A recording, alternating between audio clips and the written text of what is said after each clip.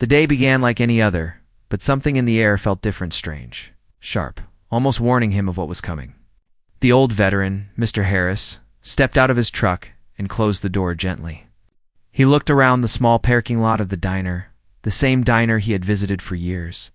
The morning sun made the glass window shine bright, but the inside felt darker, heavier. As he walked toward the entrance, a cold wind brushed past him. It sent a small shiver down his spine. He did not know why, but it felt like the world was whispering to him, telling him that today would not be normal. Something was waiting for him inside. He just didn't know what. Mr. Harris pushed the diner door open. A soft bell rang above his head. Normally, the familiar sound made him smile, but not today. Today, it only made the silence inside feel stranger. People were sitting in their usual places, eating breakfast, drinking coffee, chatting quietly. But when Mr. Harris entered, several heads turned toward him, not with warmth, but with curiosity. In some eyes, there was even a hint of something colder.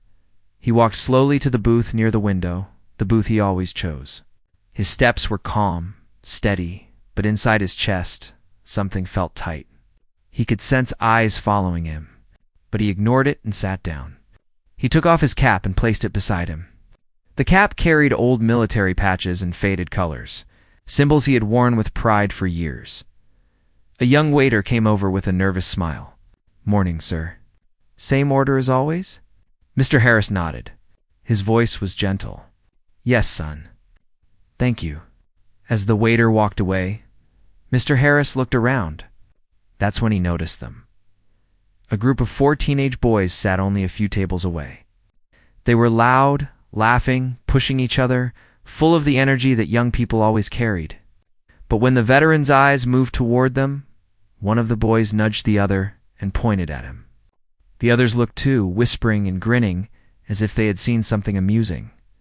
Mr. Harris did not smile back. He simply lowered his head and looked outside the window.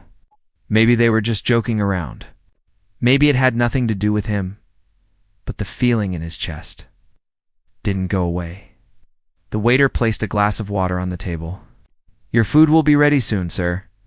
Mr. Harris nodded again, but his attention was still on the boys behind him. Their voices grew louder now, loud enough for him to hear small pieces of their conversation. "Look at him, so old. He can barely walk. What's he even doing here? This place isn't a museum." Their laughter echoed across the diner. Mr. Harris did not turn around. He did not react. He had faced much worse in his life. But he felt something heavy settle inside him, something that had nothing to do with their words. But with the silence of the people around them, no one said anything. No one told the boys to stop. No one defended him. The diner, once warm and friendly, felt unfamiliar and cold. But things did not stop there. One of the boys stood up. He was tall, confident, and clearly the leader of the group. He walked toward the veteran with a smirk on his face. The sound of his footsteps made the entire diner go quiet. Even the waiter stopped moving. Mr. Harris stayed still, his eyes looking out the window, pretending not to notice. But he heard every step. The boy stopped beside his booth. "Hey, old man," he said loudly, so everyone could hear. "You're taking up space. Maybe you should leave." Mr. Harris finally turned his head. His eyes were calm, steady, but tired. "I'm just waiting for my breakfast," he said softly. The boy laughed. "Well, maybe you should wait outside. This place is for normal customers."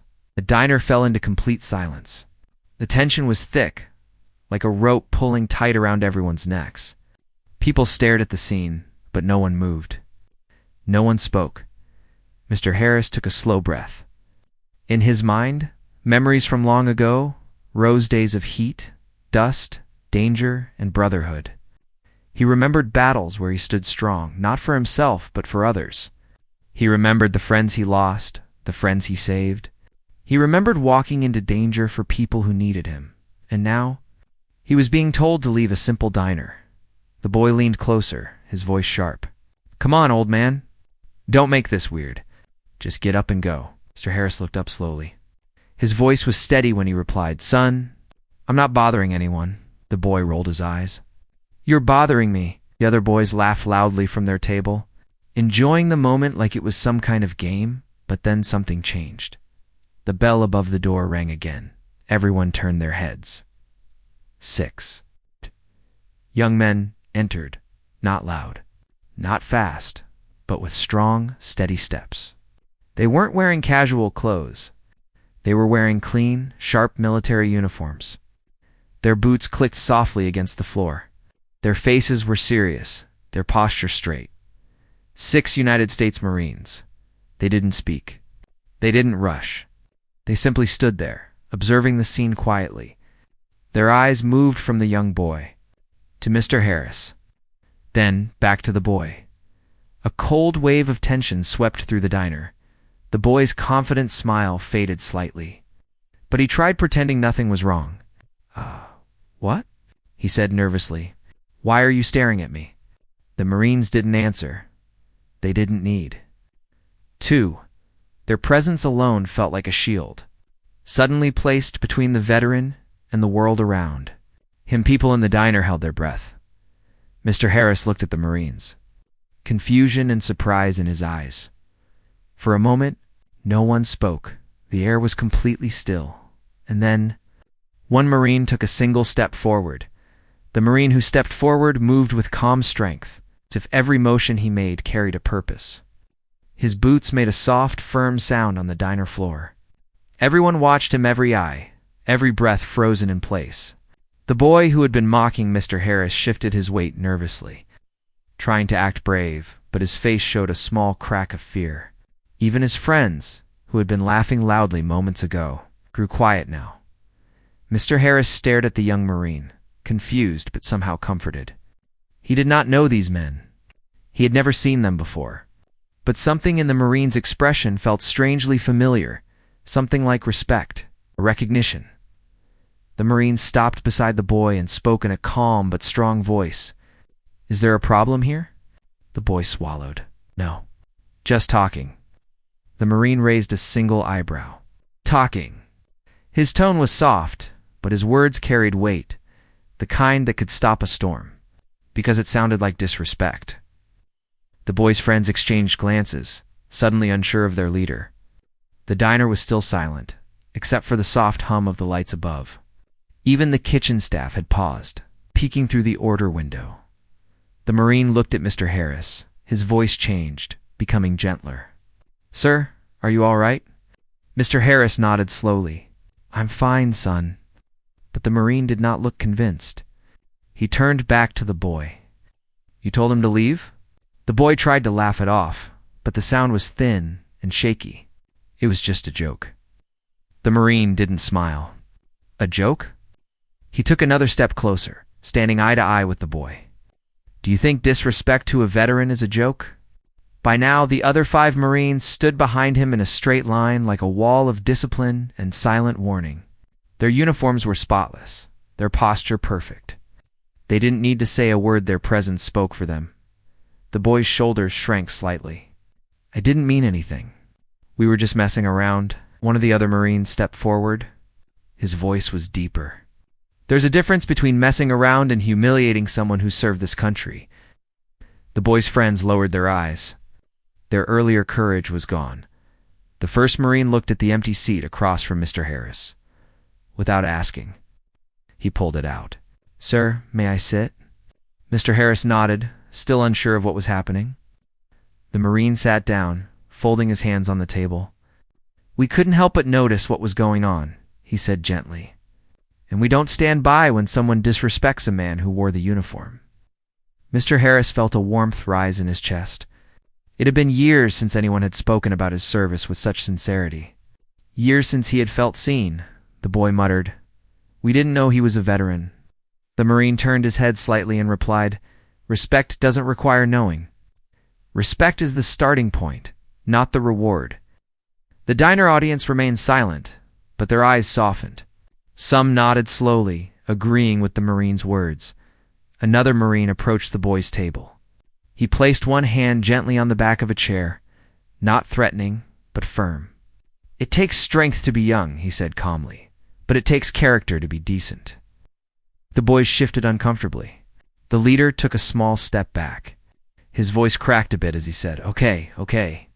We're sorry." But the first Marine shook his head. "Don't apologize to us."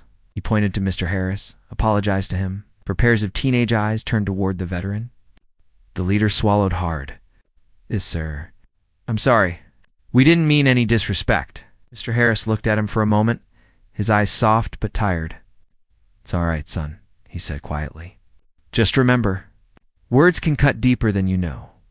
The boys nodded quickly, their faces red with shame. They returned to their booths, sitting quieter than they had all morning. The loud energy they once had was gun-like air, leaving a balloon. The Marines stood for another moment, watching the boys, watching the room. No one dared speak. It wasn't fear, it was respect. Respect for the uniform. Respect for the moment. Then, the first Marine turned back to Mr. Harris. "Sir, you don't mind? We'd like to join you." Mr. Harris blinked, surprised. "Join me." Mr. Harris blinked, surprised. "Join me." "Yes, sir." The Marine smiled softly. "You shouldn't have to eat alone, especially not today." The veteran's heart warmed in a way he hadn't felt in years. I'd be honored," he whispered. The Marines gently pulled chairs around the booth. It was a tight fit, but no one complained. They sat like brothers beside him, creating a protective circle. The atmosphere in the diner shifted completely from cold tension to warm strength. One Marine waved at the waiter. "Sir, whatever he orders, we'll pay." The waiter nodded respectfully. "Of course." For a moment, everything was calm again. The fear and noise had faded, replaced by quiet admiration. Some of the other customers smiled softly. A few even gave small nods to the Marines. One of the younger Marines leaned forward. "Sir, what branch were you in?" Mr. Harris smiled faintly. "Army. Long time ago." The Marine's eyes lit up. "My father served in the Army," he said proudly. "He always told me stories." "You remind me of him." Mr. Harris felt something inside him, tremble, something old, something worn but still alive. "Thank you," he whispered. Another Marine spoke softly. "People forget sometimes. But men like you, you're the reason we wear this uniform." The veteran lowered his eyes, fighting a small sting of emotion. He had not expected kindness today. He had not expected respect. He had expected breakfast, nothing more, and yet, here they were. 6 Marines. 6 strangers who stood up without being asked. 6 young men who didn't let disrespect pass in silence. But the moment was not over yet, because suddenly, the leader of the boys stood again, his voice shaky. Sir?" Everyone turned toward him. I want to say thank you," the boy said quietly. "For your service." His friends slowly rose behind him, nodding, unsure but sincere. The diner breathed again, and the veteran smiled, a small, honest smile. The first smile of the day. The sun was sinking low over the base, casting long shadows across the tarmac. The roar of the returning helicopters filled the air, but there was an unusual tension.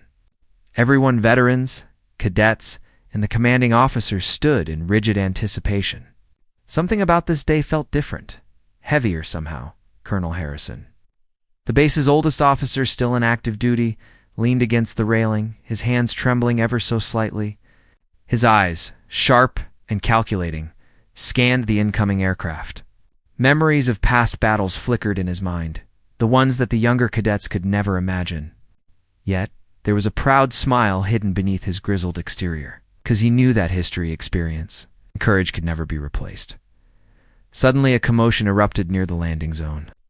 One of the helicopters had shuddered violently mid-flight and seemed to struggle against the wind. A collective gasp rippled through the crowd. The cadets froze, unsure whether to panic or pray. Their training hadn't prepared them for this. "Keep calm," barked Major Lewis, his voice cutting through the tension. "This is why we respect experience." The helicopter's engine coughed, belched smoke, and threatened to stall completely. Every eye turned toward the veteran who had quietly watched from the sidelines, Colonel Harrison. Without a word, he marched forward, his boots thudding on the concrete like a drumbeat of authority. Cadets whispered among themselves, skeptical. "What's he going to do? He's too old for this." But Harrison didn't slow. His eyes locked on the struggling helicopter, and a rare calmness settled over him. Hands steady, he raised a signal flag, directing the pilot with gestures that were almost ceremonial. The crowd could barely follow the precision in his movements. But there was something magnetic about the way he commanded attention. Inside the helicopter, the young pilot struggled to keep control. "I can't restart the engine," he shouted into the radio. "We're losing altitude fast." Harrison's voice carried across the base, calm yet authoritative. "Listen to me. Follow my count. 3 steps precisely. Trust the procedure. Trust your training." There was a brief pause, a moment that seemed suspended in time. The wind howled, machinery groaned, and the cadets held their breath, imagining the helicopter tumbling from the sky. Then, slowly, the pilot obeyed, step by step, exactly as Harrison had instructed. The engine coughed again, threatening to give up. But a final turn of the controls brought it to life. The helicopter steadied, hovering steadily now. A collective cheer erupted, shattering the tension like glass. Cadets ran forward, some with tears in their eyes, some laughing in disbelief. The respect for Harrison wasn't just admiration anymore. It was awe. As the helicopter landed safely, Harrison finally allowed himself a subtle sigh. His back was still a little bent, his hair a little grayer, but his eyes gleamed with the pride of someone who had faced far worse storms and survived. The young pilot climbed out, shaking but grinning. "Sir, I don't know how you did that. I thought we were done for." Harrison clapped a hand on the pilot's shoulder. "Experience isn't about age, son. It's about learning, observing, and never underestimating the power of focus. Remember this moment, it's a lesson you'll carry the rest of your life." Meanwhile, the cadets crowded around, eager for a word, a gesture. Anything to acknowledge the man who had just saved the day. Their earlier mocking, the laughter at his call sign, all seemed foolish now. One cadet, younger than the rest, stepped forward, eyes wide. "Sir, I think I understand now. It's not just about doing the job. It's about how you do it." Harrison nodded, the faintest smile tugging at his lips. "Exactly. Pride, preparation, and patience. They're not just words. They're the difference between chaos and control." Suddenly another helicopter appeared on the horizon, this one smaller, carrying supplies and more Marines returning from the field. The base erupted into motion, vehicles moving, crews coordinating, radios crackling. Harrison watched, calm in the storm, guiding, directing, teaching even in silence. The emotional weight hit him, suddenly a mix of relief, pride, and exhaustion. He remembered the soldiers he had lost, the battles that had scarred him physically and mentally, the laughter of cadets that once mocked him. All of it seemed to converge in this moment of perfect clarity. He realized that leadership wasn't just about orders or procedures. It was about trust. The trust you earned, the trust you gave, and the trust you could inspire. The cadets weren't just watching a veteran perform a miracle. They were witnessing the embodiment of lessons that books could never teach. As the sun dipped below the horizon, painting the sky with streaks of orange and violet, Harrison finally turned back toward the barracks. Cadets followed, some silently, some trying to catch his attention with questions. "Admiration and respect. You've taught us more than any drill," one young Marine whispered. Harrison simply nodded. Words were unnecessary. The lesson was already etched into their minds. Courage under pressure, wisdom in action, and the quiet power of experience that night. The base was alive with stories, laughter, and whispered retellings of the day's events. Harrison sat alone for a moment, watching the stars emerge, thinking of the past and the present, the challenges overcome, and the bonds forged. For a man who had faced countless crises, this was a victory not just of skill, but of heart. And as the wind carried faint echoes of helicopters and voices across the tarmac, one thing was certain: the respect for the veteran, once doubted, was now absolute. His actions had reminded everyone, from the youngest cadet to the oldest officer, that heroism was timeless, and true courage always found a way to shine. Even against impossible odds, the night had fallen completely, and the base was quiet. Save for the soft hum of generators and the occasional distant chatter of cadets recounting the day's events, Colonel Harrison stood alone near the edge of the tarmac, watching the last helicopter disappear into the horizon. The wind whispered through the trees, carrying a mixture of relief, pride, and something unspoken legacy. He thought of every decision he had made over decades, every mission that had gone right or wrong, every life saved or lost. All those moments had led to this, a day where experience triumphed over doubt. Courage overcame fear, and respect was a nod demanded. Behind him, cadets approached cautiously, their faces still lit with awe. "We wanted to thank you," one of them said softly, almost hesitantly. You showed us what it really means to lead." Harrison turned slowly, his eyes softening. "Leadership," he said quietly, "isn't about being the loudest, the strongest, or the fastest. It's about being present when it matters most, and knowing when to step forward and when to let others grow." Another cadet stepped closer, holding a small notebook. We wrote down what we learned today, everything, from your instructions to how you handled the helicopter. We want to remember it always."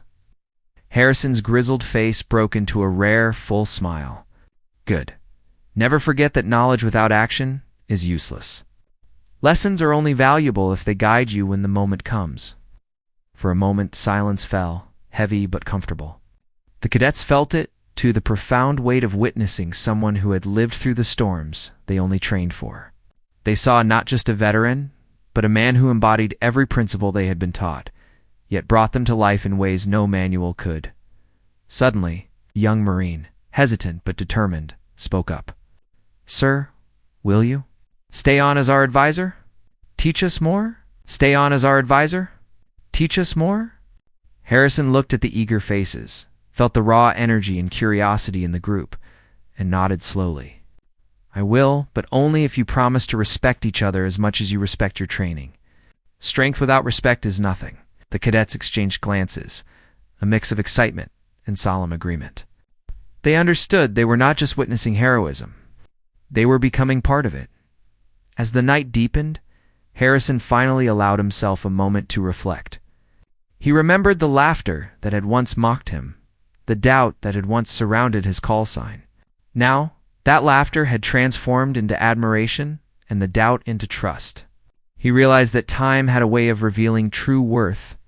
It didn't matter how old you wit, mattered how deeply you understood the mission, the people, and the responsibility you carried. Walking back toward the barracks, Harrison felt lighter, yet more purposeful than he had in years.